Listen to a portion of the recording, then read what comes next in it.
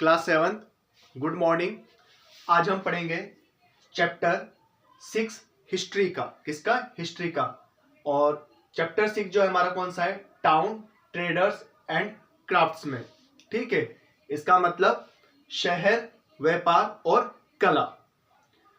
ठीक है, तो इसमें सबसे पहला जो टॉपिक था हमारा एडमिनिस्ट्रेटिव सेंटर्स। तो एडमिनिस्ट्रेटिव सेंटर्स का मतलब क्या होता है? आपका प्रशासनिक केंद्र। कि समय समय पर विभिन्न प्रकार के राजा आए, महाराजा आए, सम्राट आए, उन्होंने क्या किया कि राजधानी का निर्माण किया। ठीक है, जिसमें मुख्य रूप से कौन सा आपका आगरा, दिल्ली, ये क्या रही? प्रमुख राजधानी रही थी उस समय की। ठीक है, जैसे मुगल साम्राज्य आए तो मुगल साम्राज्य की ने कौन सा राजधानी थी उस समय? उनकी आगरा थी।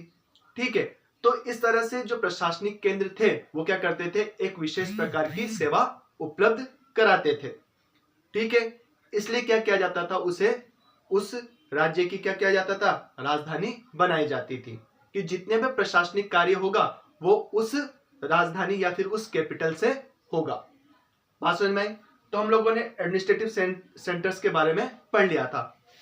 अब नेक्स्ट आता है आपका temple, town and Pilgrim centres. देखो, टेम्पल टाउन क्या होता है कि समय समय पर राजा, महाराजा और सम्राट आए, उन्होंने क्या किया? मंदिरों का निर्माण किया। अब मंदिरों के निर्माण के लिए किसकी आवश्यकता है? लोगों की। पूजा अर्चना के लिए किसकी आवश्यकता है? पुजारियों की। ठीक है, इसी तरह से विभिन्न कार्यों के लिए विभिन्न प्रकार के लोगों की आवश्यकता पड़ने लगी और धीरे धीरे धीरे करते हुए उस मंदिर के पास में लोगों का क्या हो गया? बसावट हो गया। ठीक है, लोग धीरे धीरे बसने लग गए। तो क्या बन गया? टेम्पल टाउन बन गया। वो एक प्रकार का क्या बन गया? कस्बा बन गया। ठीक है, अब धीरे धीरे वही क्या हो गए? तीर्थ स्थल बन गए। अर्थात जहां पर अधिक मंदिर है, ठीक है, पास में कोई पवित्र नदी है, ठीक है, तो वो क्या बन गए? आपके तीर्थ स्थल। ठीक है, तो उस समय के जो प्रमुख तीर्थ स्थल थे वो कौन से थे? काशी, इलाहाबाद। काशी आपका यूपी में, इलाहाबाद भी आपका यूपी में, वाराणसी, मथुरा, हरिद्वार, द्वारका, रामेश्वरम, बद्रीनाथ, सांची, ये सब क्या थे? प्रमुख तीर्थ स्थल थे। तो लोग क्या करते थे? यहां पर अपनी पूजा अर्चना के लिए या धार्मिक आस्था को पूर्ण करने के लिए इन तीर्थ स्थलों पर आते थे। बात समझ में आई? ठीक है, तो धीरे धीरे क्या हुआ कि पहले टेम्पल्स बने, टेम्पल्स के बाद में क्या हुआ? टाउन बना, लोग वहां पर आकर बसने लगे और फिर धीरे धीरे क्या हुआ? वो क्षेत्र क्या बन गए? तीर्थ स्थल बन गए, जहां पर लोग पूजा अर्चना के लिए या अपनी धार्मिक आस्था को पूरा करने के लिए आते थे। फिर देखो, इसके बाद में आता है आपका centre of trade and commerce. तो सेंटर ऑफ ट्रेड और कॉमर्स का मतलब क्या हो गया? आपका व्यापार और वाणिज्य। अब क्या हुआ? धीरे धीरे जो भारतीय जो व्यापारिक थे उन्होंने क्या किया? भारत के जो विभिन्न क्षेत्र है वहां पर तो व्यापार किया ही, परंतु विदेशों में भी क्या किया? जाकर व्यापार किया। ठीक है, जिस क्षेत्र से व्यापार किया जाता था, ठीक है, वो धीरे धीरे क्या हो गए? विकसित हो गए। ठीक है, और जो क्षेत्र विकसित हुए, ठीक है, किसके कारण? व्यापार और वाणिज्य के माध्यम से वो क्या बन गए? शहर बन गए। ठीक है, बात समझ में आई? तो व्यापार और वाणिज्य ने भी क्या क्या किया? उससे क्या हुआ? शहरों का विकास हुआ। ठीक, क्योंकि लोग क्या करते थे? इन जो वाणिज्य, जो व्यापारिक जो क्षेत्र है, जो केंद्र है, वहां से लोग माल लेकर दूसरी जगह पे जाते थे और दूसरी जगह का जो माल है वो इस क्षेत्र में आता था। तो धीरे धीरे क्या हुआ? शहरों का विकास हुआ। तो जो भारतीय जो मर्चेंट थे, जो व्यापारिक थे, व्यापार करने वाले, वो क्या करते थे कि अतिरिक्त जो माल होता था, जैसे स्पाइसेस, मसाला, चाय, सिल्क, टेक्सटाइल, वस्त्र और सेमी प्रीसियस स्टोन, और जो महमूल्य जो पत्थर हुआ करते थे उसको दूसरे देशों में तो जाकर बेचते थे, उनकी काफी मांग हुआ करती थी, परंतु साथ ही साथ में जो भारत के जो अन्य जो क्षेत्र जो रीजन है वहां पर भी उनका क्या करते थे, वो व्यापार करते थे। तो बात समझ में आई कि इंडिया जो मर्चेंट है वह अपने माल जैसे स्पाइसेस, टी, सिल्क, टेक्सटाइल और जो स्टोन है, जो बहुमूल्य जो पत्थर है, उसका क्या करते थे, वो व्यापार करते थे दूसरे देशों के साथ। और साथ ही साथ में जो आपके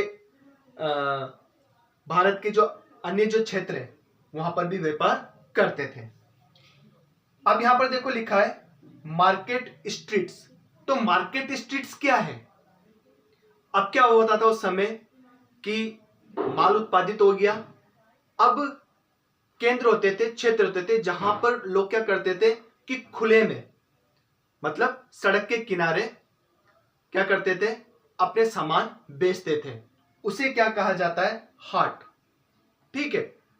और यदि बड़े स्तर पर, जिसे हम कहते हैं थोक विक्रेता, ज्यादा यदि माल बेच रहे हैं तो उसके लिए क्या लगती थी, मंडियां लगती थी। ठीक है, कि जो खुदरा व्यापारी आता था उस मंडी से माल को खरीदकर अपने आसपास के क्षेत्रों में जाकर क्या करता था, बेचता था। ठीक है, बात समझ में आई।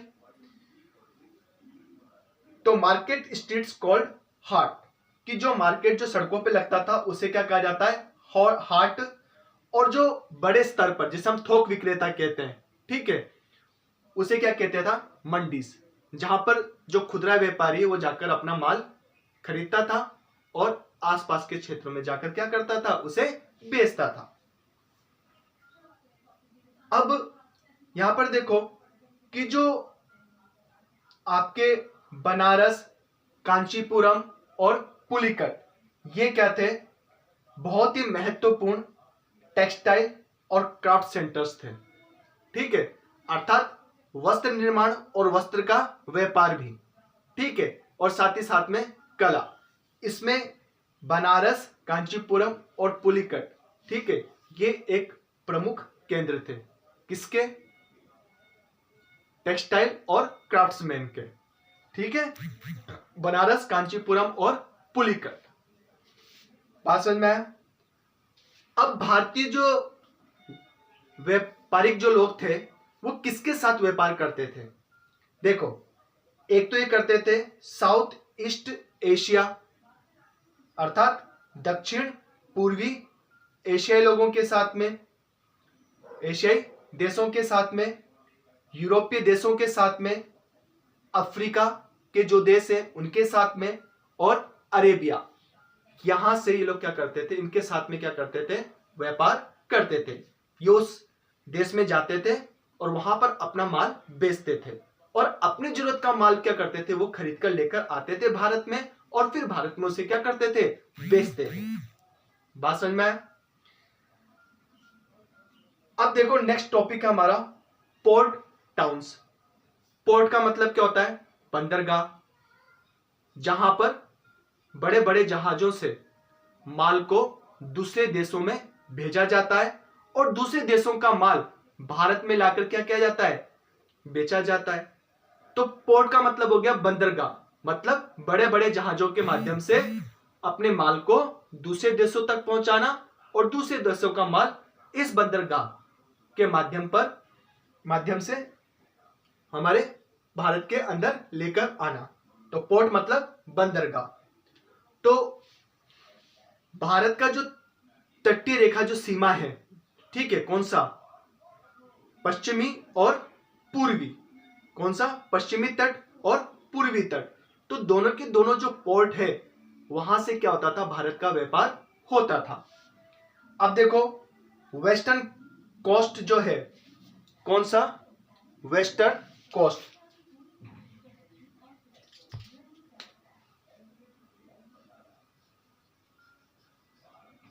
Western coast.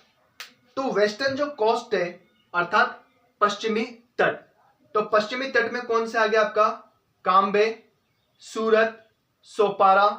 तो काम्बे तो गुजरात में है, सूरत भी गुजरात में है, सोपारा कहां पर है, महाराष्ट्र में, भरूच गुजरात में, और गोवा आपको पता ही है गोवा कहां पर है।